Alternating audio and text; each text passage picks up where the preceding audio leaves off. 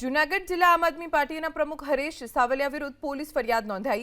હરેશ સાવલિયા સહિત 3 શખ્સોએ વિસાવદરના માંડાવડ મગફળી ખરીદ કેન્દ્ર પર પહોંચી બોલાચાલી કરી। મહિલા સાથે ગેરવર્તણૂક કરવાના આરોપમાં એટ્રોસિટી હેઠળ ફરિયાદ દાખલ થઈ છે। ગઈકાલે ફરિયાદ મળતા આમ આદમી પાર્ટીના જિલ્લા પ્રમુખ હરેશ સાવલિયા મગફળી કેન્દ્ર પર પહોંચ્યા હતા અને બબાલ કરી।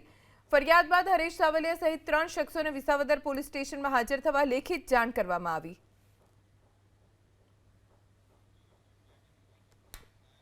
જૂનાગઢ જિલ્લા આમ આદમી પાર્ટીના પ્રમુખ હરેશ સાવલિયા